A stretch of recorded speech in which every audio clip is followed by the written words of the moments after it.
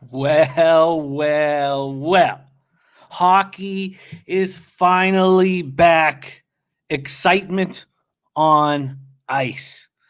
Dealing with the global pandemic that's drastically affected the sports that we love, hockey is no different. A 56 game regular season, new divisions, and only in division play all season long until we get to the playoffs. The way the playoffs are set up, you could have two teams from the same division playing in the Stanley Cup finals, but we can talk about that at the conclusion or close to the conclusion of the regular season. This is futures bets for the 2021 NHL season. When you're looking at the futures market, of course, it's key for risk reward. You need to get paid off if you're going to make a bet that's going to take months to cash. And also, in the divisional futures, you have to say which favorite is vulnerable. If the favorite is vulnerable, then there's money to be made. Let's go. Thank you guys so much for watching. We're going to start with the newly formed Central Division.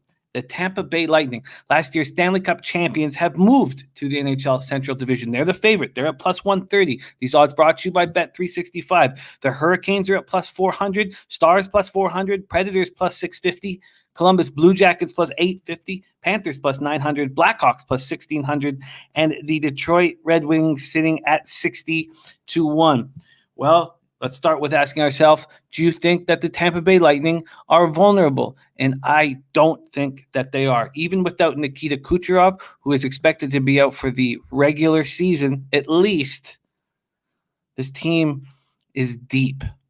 And they also won the Stanley Cup with Steven Stamkos playing one period. He's healthy and ready to go. Braden Point has turned into a top exceptional first-line centerman. You lose Kucherov, you still have tons of depth. They have a perennial Norris Trophy candidate in Victor Hedman. He's the favorite to win the Norris Trophy at 5-1. You have the 2019 Vezina winner in Vasilevsky in goal. What you have is a deep hockey team. Do I want them at plus 130? No, absolutely not. And I won't ever make future bets that are at that number. Those who've capped the NHL with me over the last few years know that I'm very high on the player personnel of the Carolina Hurricanes. But I can no longer put money on a team that has a goaltending tandem of Peter Mrazek and James Reimer. And if you look at the Corsi ratings from last year, they have Reimer rated ahead of Mrazek. And neither one are a number one goaltender that you can count on. Would I be surprised if they end up first or battling the Lightning throughout this division? Not at all. But I can no longer put hard-earned money backing them until they fix that crucial goaltending position. For future bets, I will be doing nothing in the Central. I don't expect the Stars to come out of the gate blazing after their run to the Stanley Cup. The Predators have disappointed me for one too many years. The Jackets always play good hockey under Torts, and they have possibly the best defensive pairing in the NHL. And Seth Jones is going to win a Norris Trophy at some point. Whether it's this year, next year, the one after that, he's an exceptional defenseman who eats up so much ice. No move for me in the NHL Central Division. So let's move down. Let's move down to the East Division. You have a lot of parity in the East Division. The Bruins are at plus 250. The Flyers are at plus 300. Penguins at plus 450. Capitals at plus 600. Rangers plus 600. Islanders plus 750. Sabres plus 1,500. Devils at plus 1,500. And again, the future bets we're starting with are just to win the division. I do have a futures bet to win the Stanley Cup, two of them actually, but we will get to that. Of the two between the Bruins and the Flyers, I find the Flyers much more appealing. The injury to David Pastrnak, who's actually skating, he was on the ice today, he's not going to be back till mid-February, is a big loss. And that the perfection line with Marchand and Bergeron. I'm so close to saying it's the best line of hockey in hockey, and then I can just see Nate McKinnon and Mikko Rantanen having something to say about that. But it probably is the most complete line in the NHL. They lose Pasternak. Remember, he was third in NHL scoring last year, 48 goals, 47 assists. It's a big loss. Their defense doesn't quite have the depth. I mean, no imposing Zdeno Chara, and I know he's old, but I don't want them at plus 250. The Flyers at plus 300, they're interesting. They're going to get 2017 number 2 overall pick, Patrick Nolan, back. He had that migraine issue last year. He's a dynamic forward, and Alain Vigneault is a spectacular coach. This is a Flyers team moving forward. And those of you that have made future bets on the Flyers because of their spectacular second half last year, I understand it. But I don't see this team. I think they're going to be really good. But I don't know if they're actually getting better. I don't know if players like Giroux and Voracek are getting better. Now, Couturier, and if you get a reinvigorated Patrick Nolan, it's a good hockey team with good goaltending.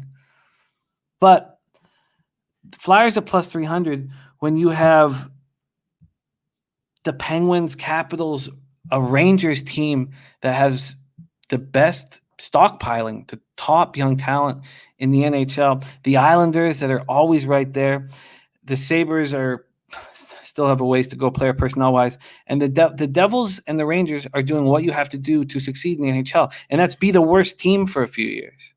You need number 1 and number 2 overall picks. That's the only way to truly get to the top of the mountain. Now, the Lightning, did that with Hedman and Stamkos. Now, that was a long time ago, and they became an excellent team with Braden Point and great drafting, and they did it a little bit differently. With all that being said, the East Division is the best division in hockey, and there's parity there for a reason. And anybody who truly believes in one of these teams and thinks you're getting value at the number shouldn't be talked off of it. Personally, I'm not going to make a move. Let's move over to the West Division. I don't think the Avalanche are vulnerable at plus 145. I think the Colorado Avalanche are the best team in the National Hockey League. I'm going to make a bet on them to win the Stanley Cup, but there's no way I'm going to put down money at a plus 145 spot. The risk reward isn't there. I think Vegas at plus 170 is a mistake. Chandler Stevenson penciled in as their number 1 center is not good. This is a team that's paying too much for really good talent. Too much. Their forwards are too expensive. Now getting rid of Stastny is a good thing, but they have players that are on their way down. Is Pacioretty getting better? No. And he was able to withstand the rigors of an NHL hockey season last year without being broken like he usually is. But will that continue? I don't know if it is. I see this division, the NHL West Division, as the weakest in the NHL by a considerable amount, which means that the Avalanche are going to have an easy run through the regular season.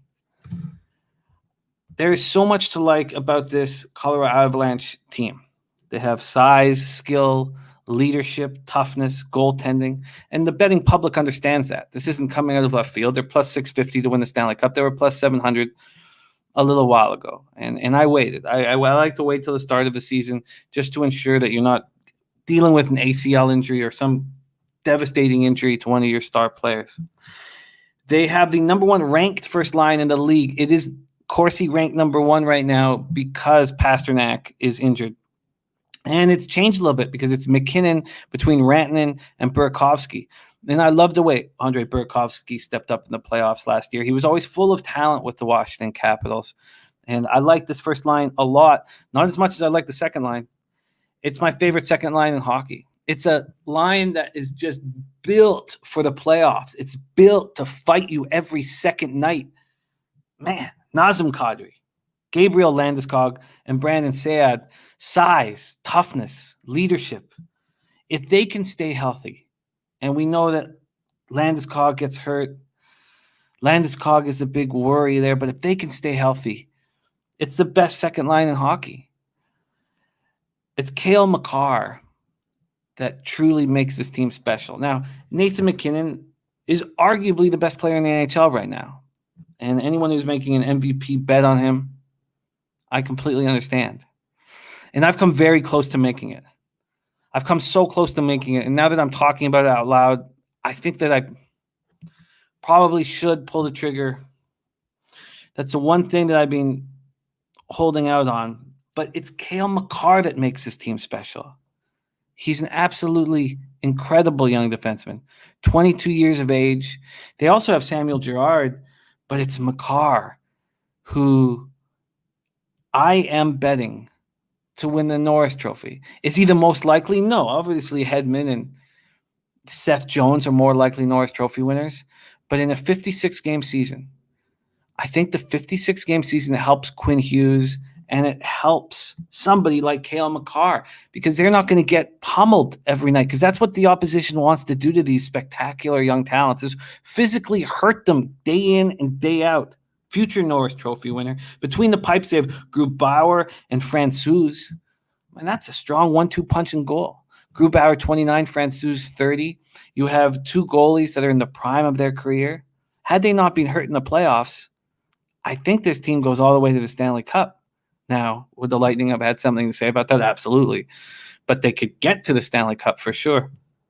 Plus 650 is enough for me to bet on this young hockey team to win the Stanley Cup. And I'm going to. In the North, all Canadian division, I think the Toronto Maple Leafs are vulnerable at plus 120. This is a forward group that has a lot of talent but continues to underachieve. The North Division has really nice options if you as well don't believe in the Toronto Maple Leafs. Now, I do think a 56-game season benefits them. They are small and speedy, and they have old guys like Thornton and Spezza who will benefit from a 56-game season. And I certainly would never use the term speedy with those two guys. Leafs at plus 120 is a mistake. The Oilers at 450, Canadians are at 450, Canucks at 700, Flames at 750, Jets at 750, and the Senators probably don't even need to be talked about. Let's go back to the Leafs quickly. They're easy to play against, a major lack of toughness. Their defense is weak. The top four don't have enough size. Frederik Andersen and Jack Campbell are a strong enough goaltending tandem. The players in front of them don't make it easy on them. Then we get to the Oilers. They simply don't have enough pieces around Draisaitl and McDavid. It's just a bad decision after bad decision from this management group. Now, their defense is weak, and they lose Oscar Klefbom for the entire season. The goaltending tandem of Koskinen and Smith, I don't trust. So when you're able to look at a division and take out the top two pieces of it, it's very nice. With this pandemic-shortened season, I don't want to make big bets on futures. But I do understand why a handicapper, and this is something that I've used to great success in the past, would pick two teams from this North Division and attack to win the division with a semi-hedge using both teams at big prices. The Montreal Canadiens had a great offseason. I can no longer say they're small and easy to play against. And those of you who've run with me for the last few years know that I say that over and over and over again. Tyler Toffoli and Josh Anderson were spectacular pickups. They're big and tough and can score. They have a first line that's played together for a long time in Brendan Gallagher, Deneau, and Tatar. They know where each other are. The Habs are going to be a very dangerous hockey team this year. I've always been underwhelmed by their defense. Their Corsi ratings are high, and I've definitely underestimated Petrie and Weber. I know what they can do, and their quality. It's Sherratt and Edmondson are probably better than I've given them credit for. Anybody who wants the Habs at plus 450 to win the division, I completely understand. I completely get. And I would maybe make a move on them if I didn't think there was so much value with the Vancouver Canucks at plus 700. This is the best Vancouver Canuck team since they lost Game 7 of the Stanley Cup Finals in 2011. We saw glimpses of it in the playoffs when they knocked out the St. Louis Blues, the defending Stanley Cup champions. JT Miller does everything asked of him. He continually blows me away at just the complete package that he is on the ice. Speed, skill, grit, leadership, and face-off winning skills. We have situations late in games where we win all the face-offs. And if you knock Horvat out of the face-off circle, you have Miller sitting there on the wing. JT Miller was second in the NHL in face-offs. Jay Beagle third in the NHL in face-offs. And Bo Horvat was seventh in the NHL in face-offs. They have the possession. And that is so crucial in today's NHL. Elias Pettersson, Brock Besser, they're snipers. And there are times when I believe Pettersson is an elite level sniper. And you want to know what kind of player a 56 game regular season is going to benefit? Elias Pettersson. He continually looks beaten down at the end of the season, at the 70 game mark. 56 games, he's going to be able to be everything that we've hoped from him. I truly believe that. We have Bo Horvat, who, like JT Miller, is the complete package. We have size and toughness in Beagle, Pearson, and Virtanen. And after Cale Makar, Quinn Hughes is the best young defenseman in the NHL. Quinn Hughes is the most important player on this hockey team. Now, JT Miller, probably with his leadership and his intangibles, could be considered. But for this team to be elite, it's all on Hughes' shoulders. He gives this franchise something they've never had in the history of their hockey team. We had, Paul Reinhart from the Calgary Flames at the very end of his career, and he seemed to only be the best defender in the league when he was playing the team that traded him away, the Flames. But we've never had anything close. You look at the best defensemen in NHL in Vancouver Canuck history, and they don't hold a candle. I mean, what are we talking about? Doug Lidster and Jyrki Lumme? Speaking of this defense, it's the best defense we've ever had. Ever. And look at these guys. You have Edler, you have Nate Schmidt, and I know that Nate Schmidt got busted for PEDs 2.5 years ago. And at the time, he was certainly the most undervalued defenseman in the NHL. He signed a big contract. He hasn't lived up to that contract, but he's very good. You have Travis Hamonic, Tyler Myers, Ole Juolevi. That's six. It's the best defense the Canucks have ever had. We got a peek of what Thatcher Demko was capable of in the playoffs. Now, the numbers were absurd. 0.64 goals against average, .985 save percentage in 4 games. But he's a very level-headed netminder who may be capable of greatness. And we have a proven backup whom I think we overpaid for at $4.1 million. But we have a Stanley Cup winning proven backup who can take the pressure off of Thatcher anytime it's needed. With all of that being said, these are my future bets. The Avalanche to win the Cup at plus 650. The Canucks to win the North at plus 700. The Canucks to win the Cup at plus 2,800. and Cale Makar to win the Norris at 1,500. When I bet these, the Norris Trophy was a much smaller bet. And I also added Quinn Hughes in for my own personal bet at plus 1,400. He's had higher numbers than Makar. But for the official plays, I think that Makar has a better chance of winning the Norris Trophy than Quinn Hughes because Cale Makar could be on the President's Trophy winning Avalanche. That's how easy that division is going to be to play against. So there you have it.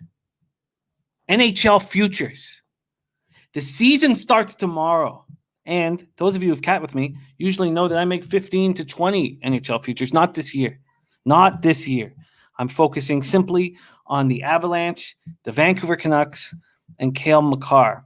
So again, Avalanche to win the Cup at plus 650. Canucks to win the North at plus 700. Canucks to win the Cup at plus 2,800. Cale Makar to win the Norris at plus 1,500.